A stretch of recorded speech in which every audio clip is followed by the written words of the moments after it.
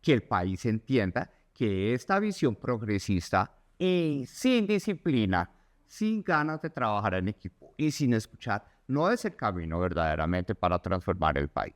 Y queremos que entendamos en Colombia que los servicios públicos son un pilar fundamental del desarrollo que tristemente este gobierno ha querido fragmentar con una visión ideologizada que, porque hay privados, entonces nos están robando la plata.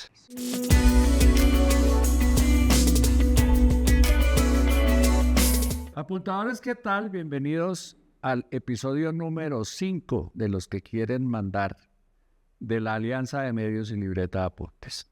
El invitado de hoy, recién concejal de Bogotá, el director del DANE más visible que ha tenido esa entidad y ahora en plan de candidato presidencial, Juan Daniel Oviedo.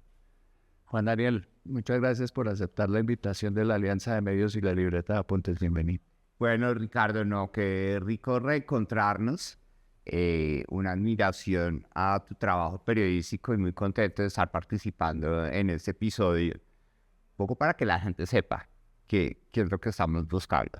Así que también un saludo muy especial a todas las personas que nos ven y nos escuchan y que ojalá esta conversación la repliquen porque necesitamos generar criterio y que la gente entienda que hay que votar bien en 2026 y votar bien es sencillo, es votar por quien les guste. Punto. Tener claro por quién están votando. Y no votar con miedo o en contra de algo. Normalmente la primera pregunta que les estoy haciendo es ¿por qué quiere mandar? Bueno, primero porque siento que en ese momento, y seguramente las personas que también nos están viendo, se respira muchísimo el sentimiento de que Colombia no tiene un propósito claro, propósito colectivo claro de hacia dónde vamos como país. Y yo creo que esa ausencia de propósito es el reflejo de estar distraídos en unas discusiones ideológicas que han sido protagonistas a lo largo de los últimos años en el escenario político, que nos alejaron de una actitud resolutiva que debe ser un pilar fundamental del ejercicio del gobierno en un país tan complejo como Colombia. Entonces, yo quiero mandar porque quiero darle ese propósito a Colombia, no por lo que yo crea, sino por lo que podemos construir en un escenario colectivo que nosotros llamamos el desarrollo. Y queremos llegar a la presidencia de Colombia a ser yo, Juan Daniel Oviedo, el presidente del desarrollo que permita unir al país hacia un futuro en el que se resuelvan los problemas que tenemos en un presente y que no estemos encerrados en recordar los odios que nos trajeron o que nos traen los errores del pasado. Eso lo queremos construir con 3 valores fundamentales que yo creo están bastante ausentes en ese momento como ejemplo por parte del gobierno del presidente Gustavo Petro. Y esos 3 valores que queremos ofrecer son la disciplina, el trabajo en equipo y la capacidad de escuchar. Porque yo creo que ahí está la clave de que podamos entendernos, saber que cabemos todos y sobre todo mirar para adelante, que es lo que queremos para el país. Juan Daniel, al momento de grabar esta entrevista hay 75 candidatos, según la última encuesta. 75. Sí. Hacerse visible en ese mundo va a ser muy complejo. Así que aprovechemos este espacio para que usted le cuente a los televidentes y oyentes quién es Juan Daniel Oviedo. Bueno, yo soy un bogotano de 48 años que estoy aquí y tengo que aceptarlo y quiero que la gente lo sepa a la hora de conocerme. Estoy aquí también por una coincidencia, ¿sí? Y yo me formé como economista, hice mi doctorado en la Universidad de Toulouse en Francia, regresé, tuve una carrera académica, estuve trabajando en el servicio público. En ese momento tuve la oportunidad de conocerte cuando eras comisionado de la Comisión Nacional de Televisión y yo era asesor del Ministerio de Tecnologías de Información y Comunicaciones, pero una vía muy técnica, muy académica, que cuando tuve la oportunidad de ejercer un liderazgo público en el DANE, confluyeron muchas cosas de mi vida en esa responsabilidad y particularmente fue querer hacer la tarea muy bien en el DANE, pero al mismo tiempo generar cierto fastidio al comienzo en la gente por mi acento, por lo que pensaba la gente que era yo como el gran gomelo bogotano, arribista, que en el camino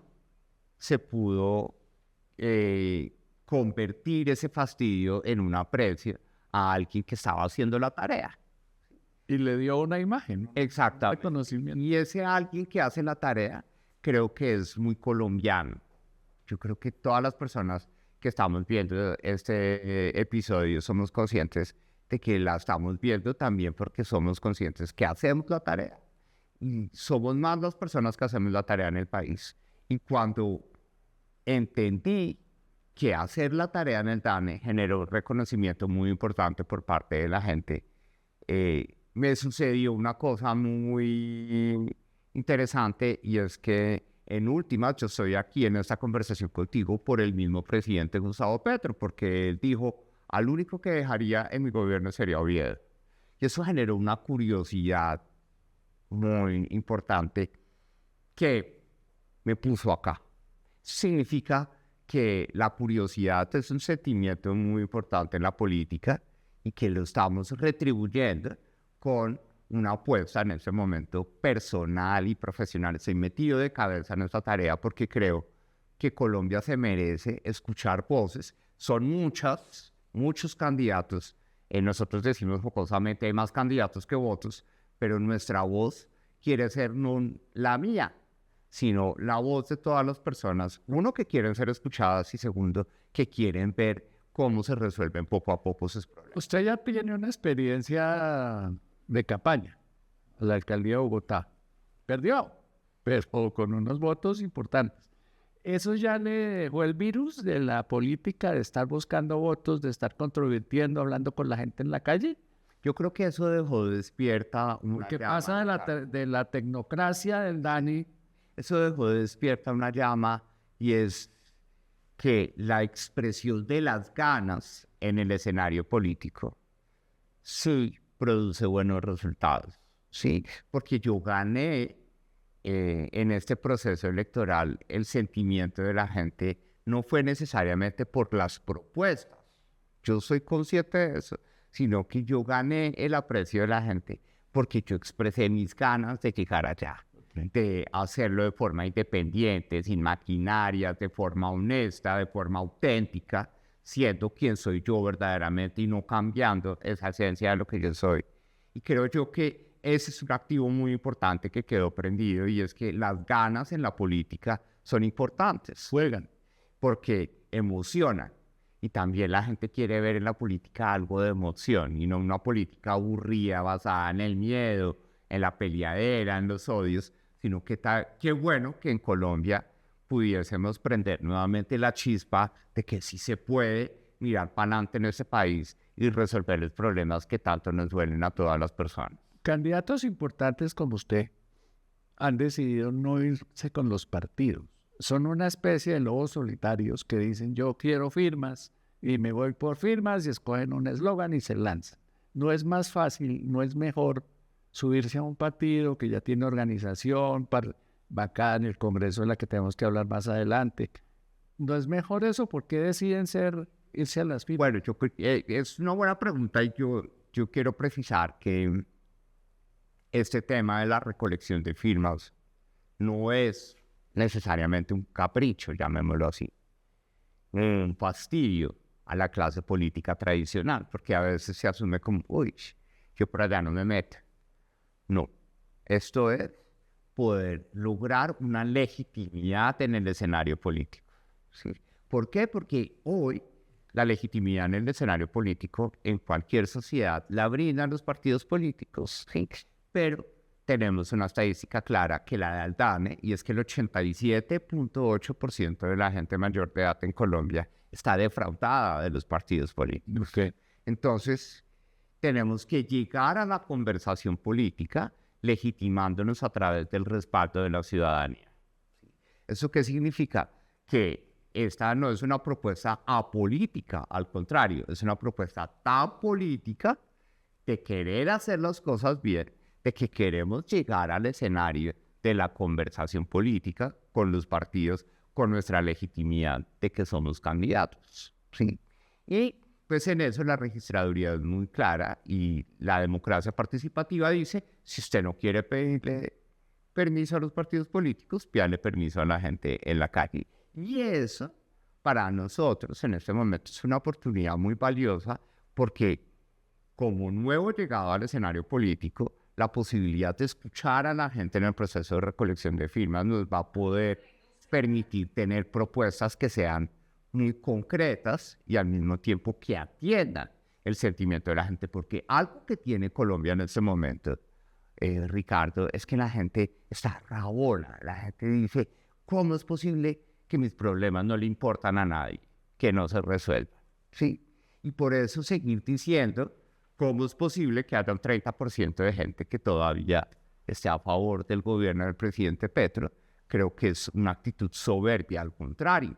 Deberíamos darle gracias a la democracia que no son más, porque algo que no se le puede quitar al presidente Gustavo Petro es que habló de esas personas invisibles por mucho tiempo en la historia política del país, que hoy las está usando, tristemente las está usando para hacer política y no les está dando las respuestas que verdaderamente necesitan. Pero creo yo que eso es supremamente importante en ese ejercicio que estamos haciendo. Listo. Hablemos ya entonces de las propuestas. Juan Daniel Oviedo va a recibir, si es presidente, un país que casi todo el mundo dice es un país en ruinas. De pronto es exagerado el término. ¿Por dónde empezar a solucionar los problemas? Déficit fiscal, control territorial de medio país en manos de los grupos armados al margen de la ley, un caos impresionante, como que eso que usted dice, no sabemos por dónde vamos y qué nos va a pasar. ¿Por dónde va a empezar Juan Daniel Oviedo a gobernar? Bueno, pues la lógica es empezar por un propósito y tener claro que el propósito de nuestro gobierno desde el 7 de agosto de 2026 es gobernar con lo que hay para poder pensar en qué va a pasar hacia adelante. ¿Sí?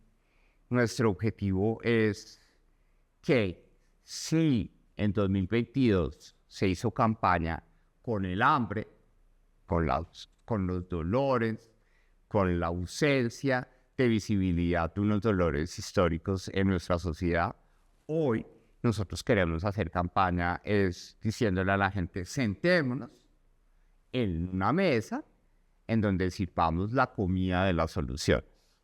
Y eso para nosotros es el propósito del desarrollo. Primero, sentar al país en una mesa, ¿sí? Y decirle al país, aquí cabemos todos y vamos a encontrar con lo que hay las soluciones a unos problemas que Colombia debe resolver si verdaderamente queremos ser un país desarrollado. En esa mesa, en ese folder que usted tiene ahí, ¿cuáles son las prioridades? Bueno, pues en una mesa, que es la mesa donde vamos a servir los platos del desarrollo, pues lo primero es que esa mesa sea estable y tenga 4 patas equilibradas, ¿sí? Que son 4 patas que curiosamente este gobierno ha querido darles pata, como decimos coloquialmente. Primero, la pata de la seguridad. Segundo, la pata de la infraestructura y los servicios públicos. Ya sabemos qué ha hecho este gobierno en seguridad. Ya sabemos qué ha hecho este gobierno en materia de infraestructura y servicios públicos. ¿Sí? Una tercera pata que es la del talento público. Ya sabemos qué ha pasado con el servicio público en ese gobierno. Y la cuarta es la de protección social. Es decir, que todas las personas que hacen la tarea en Colombia se sientan en algo protegidas por el Estado. Esas 4 patas o esos 4 pilares los queremos unir como cualquier mesa en un tablón que son los 3 valores que queremos ofrecer. Creo que esto es importantísimo porque unir a Colombia alrededor de un propósito de futuro es difícil, es complejo porque somos un país supremamente heterogéneo, tenemos unos dolores históricos tremendos, llevamos 70 años en guerra, una cantidad de problemas. Y por eso unir esas cuatro patas y tenerlas niveladas en una mesa que nos permita servir comida y sentarnos todos para pensar el futuro de Colombia alrededor del desarrollo requiere de disciplina, requiere de trabajo en equipo y de capacidad de escuchar. Y lo que queremos hacer es, con esos cuatro elementos de las patas de la mesa, con esos tres valores, decirle a Colombia, bueno, yo los invito a que nos sentemos en la mesa y yo les voy a servir la educación que da trabajo, ese es un plato, la salud que resuelve la pobreza es otro plato, la agroindustria que tiene vocación exportadora, que es otro plato, y vamos a empezar a construir las soluciones, eso sí, reconociendo los recursos limitados que vamos a... Tenga cuidado con eso de la mesa y el restaurante, pero yo no sé si usted se ha fijado, ninguna mesa de restaurante es estable, todas valen, uno llega y tiene que ponerle el pie y la cartera. Pero entonces, Oye, la mesa no un buen restaurante o evita eso, o tiene un buen mesero muy ágil que nivela la pata. Y ese voy a hacer yo, porque en algunos departamentos la pata de la seguridad está más coja y hay que meterle prioridad a la seguridad. Hablemos. En otros, la pata de la infraestructura y de los servicios públicos, como en el Caribe, vamos a tener que meterle más cuñas al tema de infraestructura y servicios públicos, pues porque el Caribe en este momento está en un estrés social por el tema de la electricidad. Juan Daniel, fíjese que en estas entrevistas otra vez la seguridad va a ser el tema. Sí. Yo pensé que ese tema estaba superado. Uribe, seguridad. Santos, de alguna manera, también con el cuento del proceso de paz. Duque, pues, pandemia y todo ese desorden de Duque. Entonces, y este paz total. Y resultó que no se arregló el problema en 20 años, 25 años. ¿Y sabes por qué? Porque yo creo que después del acuerdo de paz,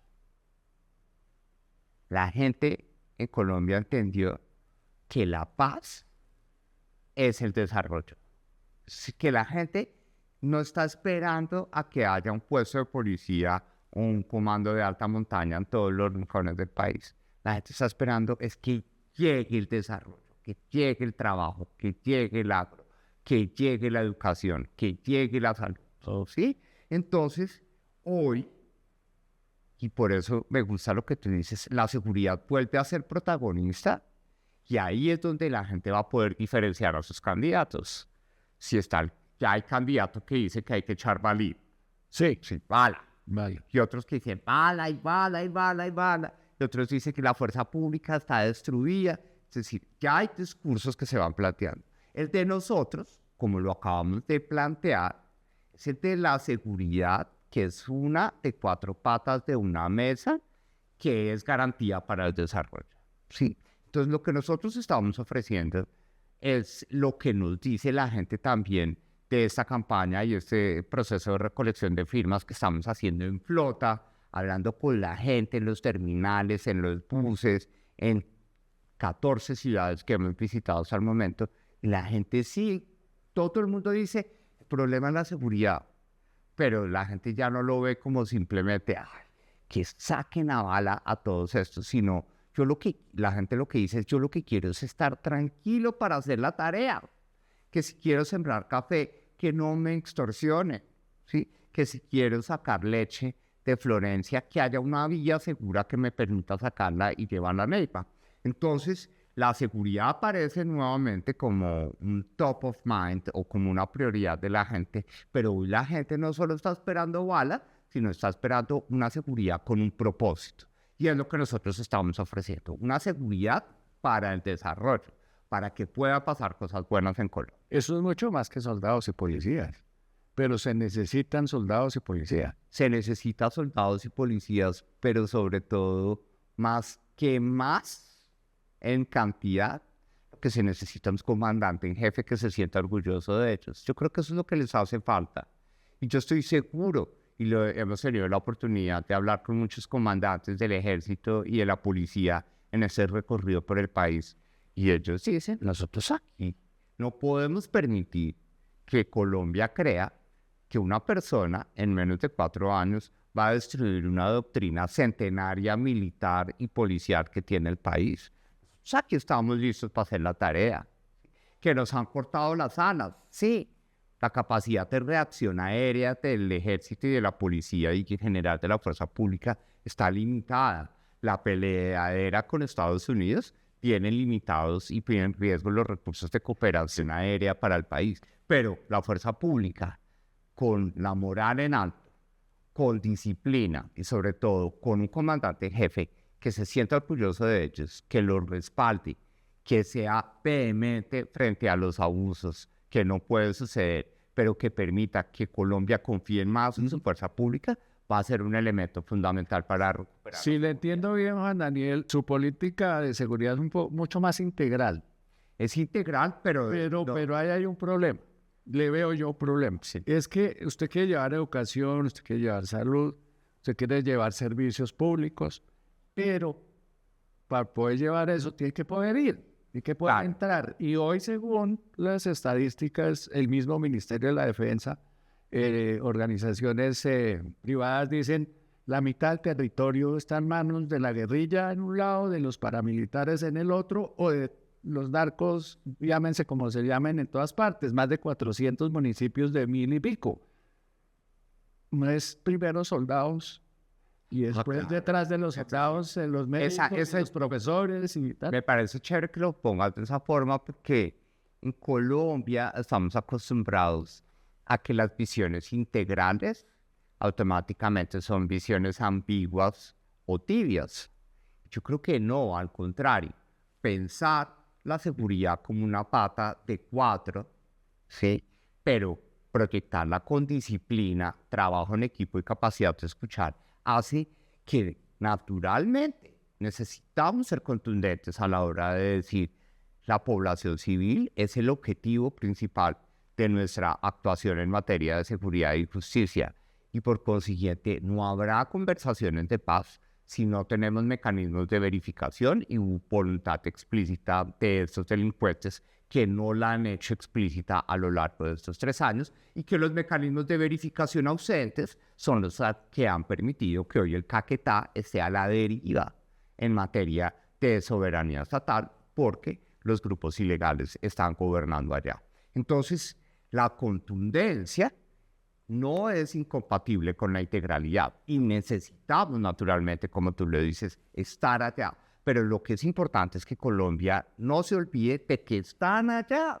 Lo que necesitamos son las instrucciones y el liderazgo de un jefe que diga y que concientice a su fuerza pública. Es importante que me liberen al Caquetá de la delincuencia porque tengo una apuesta lechera y de productos lácteos que voy a desarrollar en ese departamento masivamente y necesito que esto esté seguro para que lleguen todas las apuestas de inversión agroindustrial o una apuesta turística masiva para aprovechar los ecosistemas del departamento del Caquetá. Entonces, cuando yo le pongo propósito a la seguridad, la fuerza pública se siente no solamente obedeciendo a su comandante en jefe, sino entendiendo cómo su tarea de forma disciplinada, haciendo equipo con la comunidad y la seguridad privada y usando la tecnología para resolver el problema, va a ser un aporte sustantivo a que Colombia tenga un mejor futuro alrededor del desarrollo. Conversaba con Daniel Mejía, experto en seguridad, fue secretario de seguridad de Bogotá, profesor de los Andes, experto en la materia.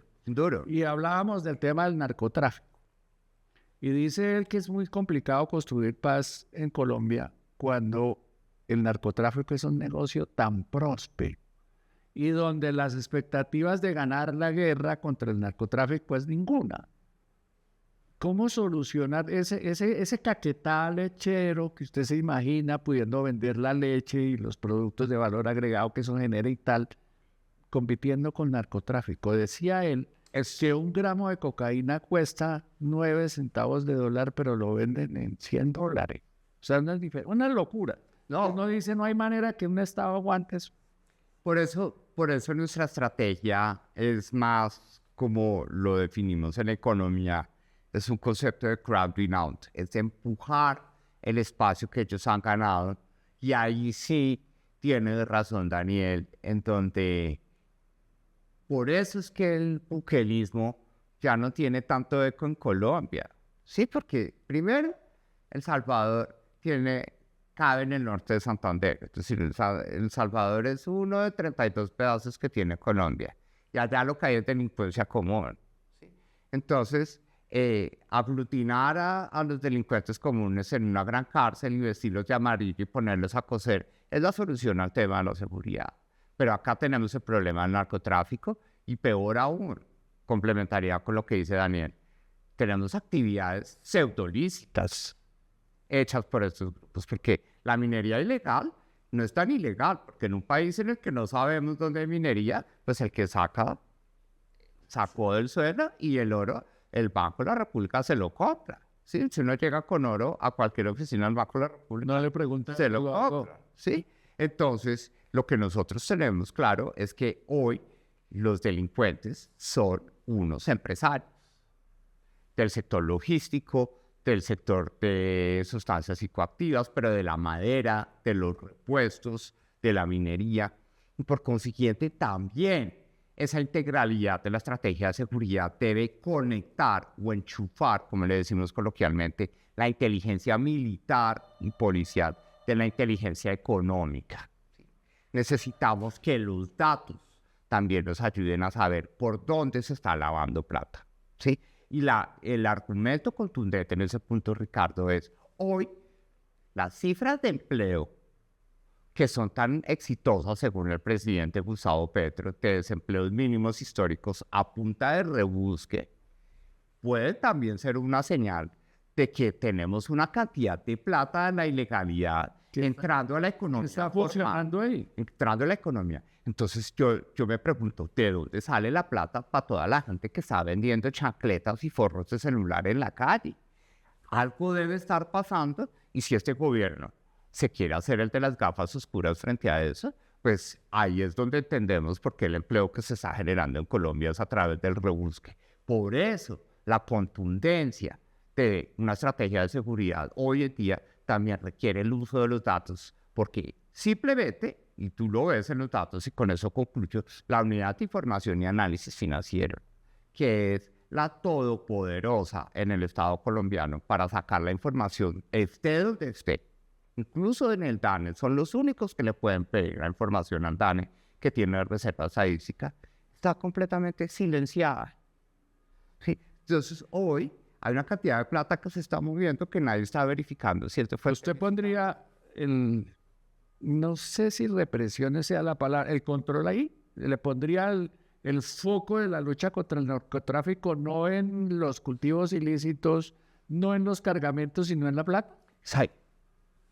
Y es el camino y un poco discusiones. ¿Y dejando entrar esa plata o sin que entre esa plata? Y que entonces hay... es una manera de formalizar el negocio. Y es entender cómo cortando ese chorro y haciendo esas incautaciones, pues esa plata que está circulando en la ilegalidad, si yo la descubro y sé dónde está, esa plata tiene que venir al Estado y tenemos que buscar la forma que esa tarea sea una recompensa para financiar las estrategias de desarrollo de nuestro país. Porque lo que no podemos permitir es que lleguemos a gobernar, que tengo el convencimiento de que vamos a estar allá y que contundentemente nos quitemos las gafas oscuras, empecemos a ver todo, empecemos a cerrar los chorros de la economía legal en la economía formal y empecemos a ver el desempleo creciendo, porque entonces ya no va a haber plata ilegal financiando algunas actividades. Me gustó mucho ese cuento del cierre de los chorros porque nos permite pasar al tema de la economía.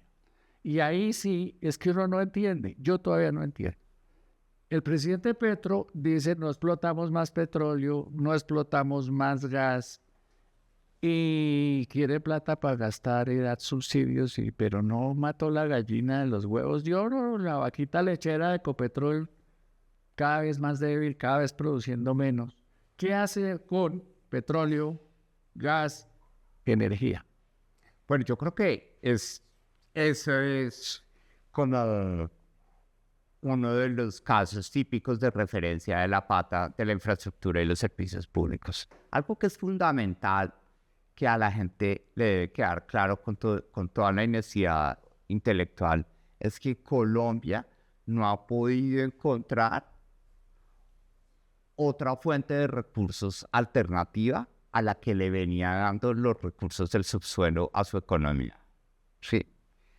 Buena parte de la reducción de la pobreza y de la consolidación de la clase media que todavía sobrevive hoy en Colombia fue el resultado de una bonanza minero-energética que le dio plata al Estado para hacer política social entre 2008 y 2015. Entonces, necesitamos sí o sí la sostenibilidad fiscal de Colombia requiere que Colombia ponga como prioridad la explotación minero-energética nuevamente en su marco de política pública. Por eso nosotros decimos, no es transición energética, es resiliencia energética lo que necesitamos en este momento en el país. Y por eso vamos a hacer todo lo que esté a nuestro alcance para sacar todo el gas, petróleo, carbón, oro, cobre y otros minerales que estén en el subsuelo del país de forma sostenible, ambiental y socialmente para que podamos obtener los recursos adicionales que financien todas estas estrategias que estamos planteando. Estamos seguros que una posición mucho más agresiva en términos de explotación de gas natural nos puede dar de una vez por todas los recursos para que haya acueductos y alcantarillados en todos los municipios del país. Que no seremos un país desarrollado en el momento en que esto no se resuelva. Entonces nuestra política económica está basada en ser contundentes, ¿sí? En que la prioridad, al menos en los próximos 7 años, es una explotación incentiva de recursos mineroenergéticos en el país que nos permita, con los ajustes que son de fondo, que no es que yo pueda saltarme la consulta previa de un día para otro. Es una ley estatutaria que hay que ajustar, pero que a través de herramientas de decretos y circulares que regulan el funcionamiento de la consulta previa, yo pueda darle una luz de confianza a los nuevos inversionistas de que Colombia en materia mineroenergética no es encontrarse con un muro en materia de consultas previas y licencias ambientales. Y eso va a ser fundamental para poder encontrar recursos que nos permitan financiar las políticas que nosotros... Ahí es inevitable preguntar sobre el fracking. ¿Fracking o no fracking? Yo creo que el pragmatismo de nuestra posición ideológica nos dice, fracking debe haber, porque el futuro de la generación de electricidad en los países con altos niveles de sostenibilidad ambiental es la geotermia. Y Colombia tiene un potencial muy fuerte en geotermia, de aprovechar los movimientos que suceden bien abajo entre las placas tectónicas para poder permitir la generación de energía, ¿sí? Y para llegar bien abajo necesitamos fracking, ¿sí? Entonces, no es un tema de satanizar una tecnología que tiene más de 80 años, que ha sucedido en Colombia, que no se le llama como tal fracking, pero que ya ha sucedido en Colombia, que hoy se hace de forma sostenible, con criterios de circularidad, con nuevas herramientas tecnológicas que ha permitido el desarrollo industrial y tecnológico de ese sector. Entonces, fracking hoy es una tecnología de producción, ya no es el paradigma de que va a empezar a temblar Colombia o que vamos a dañar los ecosistemas. Hoy es una tecnología altamente sofisticada que nos va a permitir sacar el gas de esquistos, que es un gas muy rentable, sobre todo en el centro del país, que lo necesitamos, por ejemplo, en el Huila, pero al mismo tiempo nos va a permitir prepararnos para verdaderamente aprovechar el potencial geotérmico a la hora de generar energía en el país. Servicios públicos, es el primer candidato que me habla sin preguntarle de servicios públicos, o sea, tiene el foco ahí.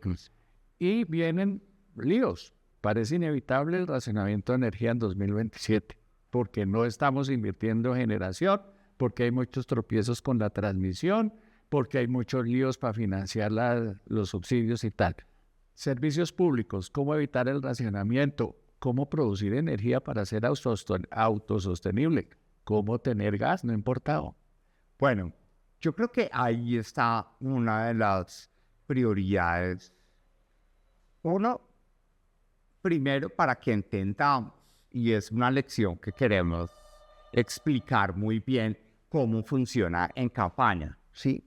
Y queremos que entendamos en Colombia que los servicios públicos, ¿sí?, son un pilar fundamental del desarrollo que tristemente este gobierno ha querido fragmentar con una visión ideologizada que, porque hay privados, entonces nos están robando la plata. Sí, y no.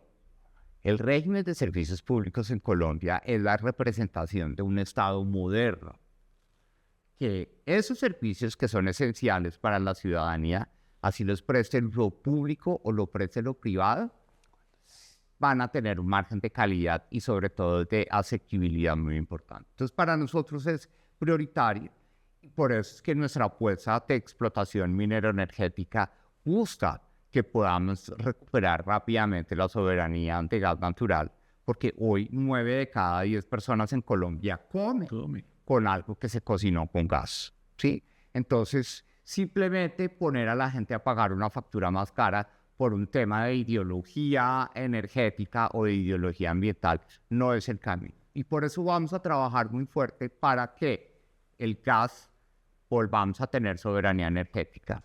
En materia de electricidad, que la nación sea responsable a la hora de resolver los problemas del sector eléctrico en el Caribe colombiano. Eso de decir, eso es un problema de la gente del Caribe, que lo resuelvan ellos. No, nosotros queremos y somos conscientes que el Caribe, que fue la puerta de oro de Colombia y la fuente de desarrollo del país, la nació para resolver ese problema. Y en materia de acueductos y alcantarillados, queremos que unos ajustes a la circunscripción de los recursos de regalías nos permitan particularmente que las nuevas regalías del gas permitan financiar todos los sistemas de acueducto y alcantarillado en todos los municipios. ¿Hay manera de evitar el racionamiento de energía?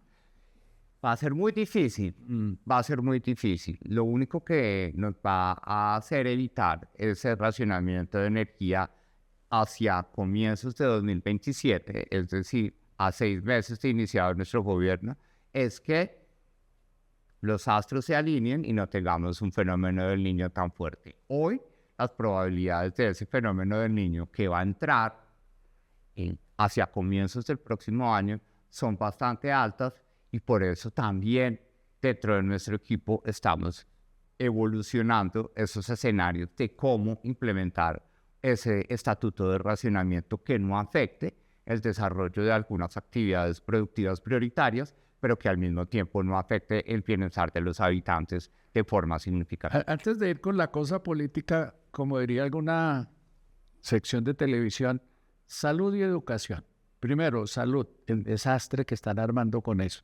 ¿Cómo solucionarlo? Volvemos a las EPS, echamos para atrás, pagamos lo que debemos y que las cosas vuelvan a la ley 100 del año. Ya que tú pones ese tema, perdón que lo aproveche, y es salud y educación, ustedes van a decir, no están en las patas. No, porque son platos que vamos a servir en la mesa, ¿sí? Necesitamos resolver dos cosas. Una educación que dé trabajo. Y el menú que vamos a ofrecer es un ajuste al sistema educativo para que la educación dé trabajo en Colombia. ¿Por qué? Porque hoy un joven en promedio que se gradúa en Colombia le entregan, bien sea de formación técnica, tecnológica o universitaria, le entregan el diploma y una moneda. Y la moneda, si cae cara, el diploma va a la oficina y si cae el sello, va debajo del colchón. Hoy la educación no da trabajo, ¿sí? Entonces no podemos engañar a la juventud diciéndole, venga, estudie, para que después quede frustrada 4 o 5 años trabajando en Uber o siendo mototaxista, como pasa en algunas ciudades del Caribe colombiano. Entonces, vamos a hacer los ajustes al sistema de educación para que tengamos una educación pertinente, un acceso a crédito masivo para 1.5 millones de jóvenes que hoy le dicen a Antane, queremos estudiar y nuestros papás no tienen plata para financiar la universidad, y al mismo tiempo unos sistemas de emparejamiento laboral que podremos detallar más adelante. Pero en materia de salud, lo que nosotros queremos... No, espere, es que lo de educación suena buenísimo. A mí el tema me encanta porque creo que es la única herramienta que sirve para equilibrar las sociedades. O sea, un pueblo educado es otra cosa frente a un pueblo que tiene esos desequilibrios educativos. ¿Cómo se hace eso de educar para el trabajo? O Bueno. que genere trabajo. No educar para el trabajo, sino educar para generar trabajo. Exactamente. Bueno, pues yo creo que lo primero que nosotros queremos plantear es necesitamos quitarle el monopolio o cuasi monopolio de la formación para el trabajo al SENA. Es decir, necesitamos que todas las instituciones de educación superior en Colombia aborden los canales de formación de oficios, habilidades, competencias, la formación técnica y tecnológica. Y eso sí requiere una reforma a la Ley de Educación Superior.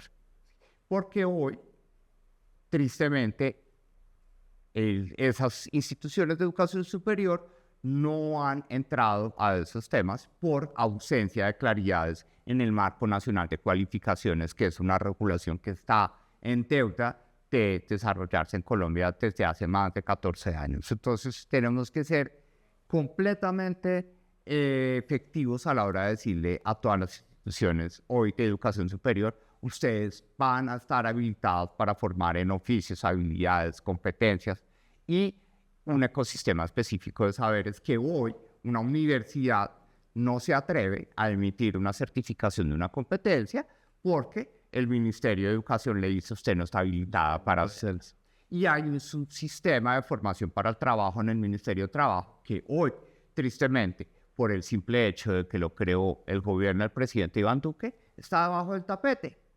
Y el mismo Ministerio de Trabajo dice: nosotros no queremos desarrollar nada. Entonces, hay unas herramientas o unos mangos bajitos para que podamos establecer que más actores entren a la formación técnica y tecnológica, y esa mayor oferta de saberes, llamémoslo así, nos va a permitir desestigmatizar la formación técnica. Porque hoy los mismos papás le dicen a sus hijos: no, usted tiene que ser doctor, usted tiene que ser abogado, usted tiene que ser médico, tiene que ser administrador. Pues puede que uno diga eso, pero los hijos no le paran bolas. Exacto. Ellos quieren otras cosas. Quieren otras cosas. Sí, pasó mañana. O sea, y qué bueno darles esas cosas con calidad, aprovechando el sistema privado de educación que tristemente hoy quieren destruir. Pero lo más importante también es ir a la educación media. 10º y 11 son 2 años fundamentales en el futuro de la juventud, que se gastan viendo 15 o 16 materias que incluyen hasta el francés, ¿sí? Cuando en realidad ni siquiera le hemos dado una competencia bilingüe en inglés a estos niños y a estos jóvenes. Hay que aprovechar esos 2 años para poder hablar con estos jóvenes y decirles: ustedes qué saben hacer, qué quieren hacer. ¿Sí? Y aquí está el Estado y todas las instituciones para acompañarlos durante estos 2 años, para que ustedes definan previamente cuál es el camino en el que van a seguir. Eso, junto con un sector productivo al que le demos el incentivo claro para que deje de fregar con la experiencia, ¿sí? Porque es que hoy el sector empresarial no asume el riesgo del conocer nuevos perfiles, simplemente porque dice: no, si no tiene experiencia, no. Pero no le da la oportunidad a la gente de ganar la experiencia. Entonces, eso es un problema que se resuelve desde el punto de vista de la regulación o desde el Estado, dando el incentivo y acompañando al sector privado para que sin experiencia pueda vincular a más jóvenes y a personas que incursionan en esos nuevos saberes. Con un elemento fundamental, Ricardo, y es que queremos que todo este ajuste al sistema educativo nos permita verdaderamente dejar claro en Colombia que la educación puede suceder a lo largo de la vida. Que tanto tú como yo en unos años, es que si digamos, vamos a volver a tomar unos cursos específicos, por ejemplo. No, si yo me hubiera quedado con lo que me enseñaron en la universidad, estaría viviendo debajo de un puente. Porque no la longevidad y el envejecimiento de la estructura demográfica de Colombia nos llevan a que la universidad cada vez más tiene que estar abierta a personas como nosotros que queramos. Claro, ahí toca saber de todo y estarse actualizando todo el tiempo. Salud. Bueno, vemos a las EPS, perdón. El tema de salud para nosotros no es de volver atrás, pero sí de insistir en que lo único que no se han podido tirar en ese gobierno del sistema de salud, del que despotrican, que es del enfoque de aseguramiento, tenemos que fortalecerlo. ¿sí? Es decir, eso que ha querido este gobierno de pensar que la salud simplemente es un servicio, de que yo me enfermo y voy a que me atiendan, ¿sí? No es el camino. El enfoque de aseguramiento es fundamental y ahí las EPS son fundamentales en la gestión del riesgo financiero de la prestación del servicio de salud. Sin embargo, la gestión del riesgo financiero por parte de las EPS tiene que estar mediada con unos sistemas de información muy claros que nos permitan tener un cálculo mucho más preciso del costo promedio de atención de los ciudadanos. ¿Por qué? Porque lo que no se habla hoy es que desde antes de la pandemia, el acto legislativo de 2016 de la salud, cuando busca la igualdad del plan básico de salud, genera una cantidad de inclusiones que llevó el porcentaje de siniestralidad a ser de más del 100%. Es decir, antes de la pandemia la siniestralidad en términos de salud estaba en el 105%. Eso significa que la plata que yo le daba por anticipado al sistema de salud no era suficiente para remunerar. Sabíamos que ya sabía. Y entonces ya sabíamos que teníamos un problema de siniestralidad. Después de la pandemia, ¿qué pasó? Mucha gente, por 2 años del sistema de salud atendiendo la pandemia de COVID, la gente de enfermedades crónicas no fue. La gente no fue al control de la tensión, no fue al control del corazón, no fue al control de la diabetes. Y esos 2 años sin control y sin seguimiento nos ha sobreexpuesto a la morbilidad y a la mortalidad de enfermedades isquémicas del corazón, diabetes, accidentes cerebrocardiovasculares, y eso es mucho más costoso. Hoy la siniestralidad está en el 110%. Entonces, el sistema de salud sin plata no va a funcionar. No sirve.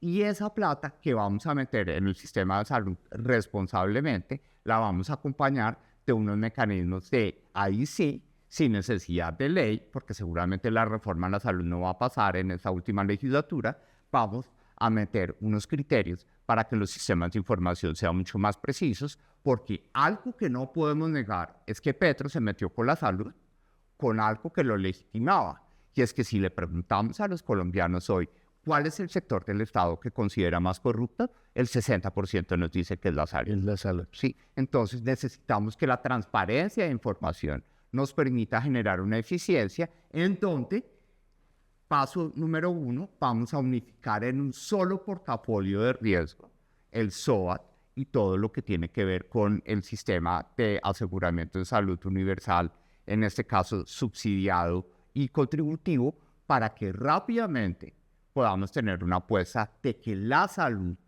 en Colombia se financie con impuestos o con contribuciones voluntarias sin importar el estatus laboral, porque esa va a ser la apuesta fundamental de formalización de nuestra economía. Unos minutos finales en este programa de la Alianza de Medios y Libreta de Apuntes, doctor Oviedo, para hablar de política raza. Ok. Usted llega a la presidencia, pues necesita un congreso que lo apoye para solucionar primero solucionar los chicharrones que le van a dejar y 2, sacar adelante sus propuestas. Pero es un lobo solitario buscando firmas. ¿Cómo construye un lobo solitario una bancada que le permita sacar adelante el plan de desarrollo, el presupuesto nacional y las reformas que cree que tienen que hacer? Bueno, insisto, lo del lobo solitario para nosotros es simplemente de aquí a diciembre para legitimar nuestra participación en el escenario político. Es natural que con tanta divergencia de participación, los escenarios de convergencia a finales de este año van a suceder y vamos a estar dispuestos a escuchar esos escenarios lejos de los extremos, ¿sí? Pero para que el Congreso no sea una piedra en el zapato en ese proceso, nosotros tenemos 2 estrategias fundamentales. La primera es: vamos a pedir firma desde septiembre por una lista al Senado. Y hasta este momento por una lista a la Cámara de Representantes por Bogotá. ¿Por qué? Porque creemos que hay 2 cosas fundamentales que se cumplen con esa tarea. Primero, hacer equipo con otras vertientes políticas para lograr que el progresismo reduzca su participación en escaños en el Congreso en marzo del 2026. Yo digo una cosa, que si la noticia de marzo del 2026 es que el progresismo aumentó su participación en el Congreso, No, las elecciones presidenciales están de para arriba, sí. ¿sí? Porque van a decir, mire, el pueblo nos legitimó anticipadamente. Entonces necesitamos estar ahí para lograr que el país entienda que esta visión progresista y sin disciplina, sin ganas de trabajar en equipo y sin escuchar, no es el camino verdaderamente para transformar el país. Y la segunda, porque nosotros sí queremos que esta forma en la que estamos haciendo política no sea, como tú lo dices, entre comillas, de un lobo solitario, sino que sea una oportunidad para que más personas hacia adelante se junten a estos principios para transformar la política en el país. Y hoy en Colombia la única forma de lograr un partido político con personería jurídica es pasando el umbral de las legislativas. Entonces vamos a estar ahí y vamos a estar muy pendientes también de buscar cómo en este camino que queremos construir, inspirando un sentimiento de emoción alrededor del desarrollo y sin generar odios, podamos también buscar cómo otras visiones partidistas se suman a esta visión y podamos tener una coalición de gobierno que nos permita no solo tener una mayoría, sino tener un escenario de discusión sana y propositivo en el Congreso de la República, que es lo que se merece Colombia. Quitémosle en la expresión extremos a la discusión. Usted dice, abierto a construir bancada sin los extremos. Exacto. El problema es que los extremos van a tener mucha importancia. Dado como está la discusión, uno diría que la derecha va a tener una bancada fuerte y yo no descarto eso que usted advierte de que el progresismo también tenga una bancada fuerte. ¿Ya ahí en la derecha es tan extremo? Bueno, yo creo que yo estoy de acuerdo con lo que tú mencionas.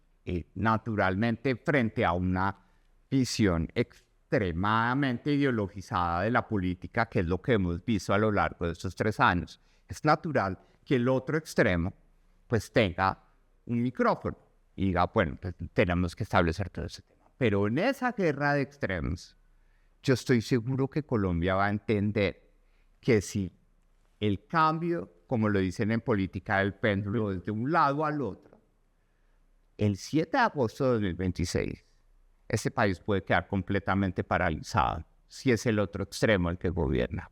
Porque mi opinión, no me molesta darla en público de forma clara, es que la ideología política de ese gobierno y las bases de este gobierno progresista que representa el presidente Gustavo Petro fueron más efectivas incendiando el país en la oposición Sí. que gobernando. Más efectivos atravesándose que gobernando. Entonces, no es un tema de que Colombia acepte la tibieza, no, pero el centro con carácter y con pragmatismo puede ser una opción para que, si bien nos van a poner piedras en el camino, porque ya sabemos su forma de ejercer la política desde la oposición, pero que podamos gobernar Colombia es algo supremamente importante en los 4 años, porque lo más triste es que Colombia haga un cambio drástico de su posición política para llegar nuevamente a una inactividad a la hora de resolver los problemas. Pero entonces ahí es donde hay que abrir la puerta. Entonces hay otras cosas, libertad de empresa,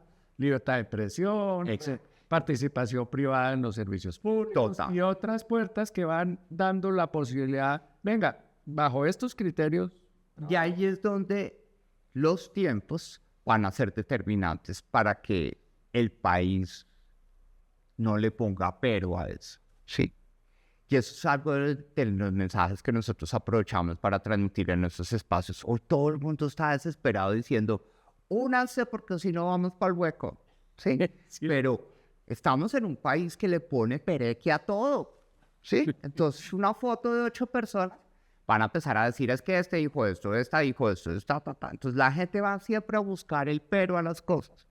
Pero en un momento en el que ya estemos en una acción resolutiva y en un verdadero momento electoral, porque Ricardo, hoy no estamos en momento electoral en el país está pensando en otras estamos distintas a las elecciones. En ese momento, esas conversaciones de convergencia sí van a ser supremamente útiles para el futuro del país. Minutos finales en este programa para que usted le diga a la audiencia de la Alianza de Medios y Libreta de Apuntes por qué deben votar por Juan Daniel Oviedo.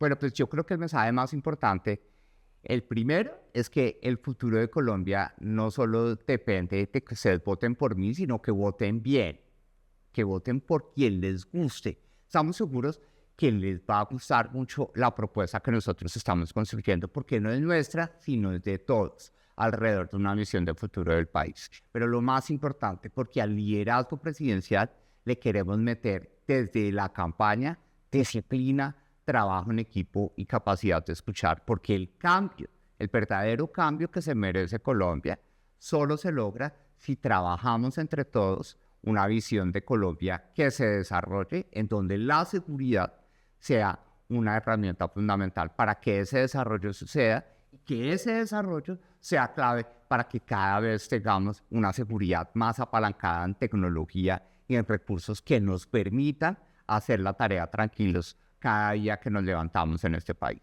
Por eso es que estamos con toda por Colombia, queremos que nos escuchen, nuestras redes sociales @jdoviedoAR, nuestra página web www.juandanieloviedo.com.co, siempre parando oreja y dispuestos a escuchar. Muchas gracias, doctor Oviedo. Gracias, Ricardo. Gracias a ustedes también. No se les olvide, me gusta, compartir, comentar y suscribirse. Muchas gracias por estar ahí. Replicar el mensaje.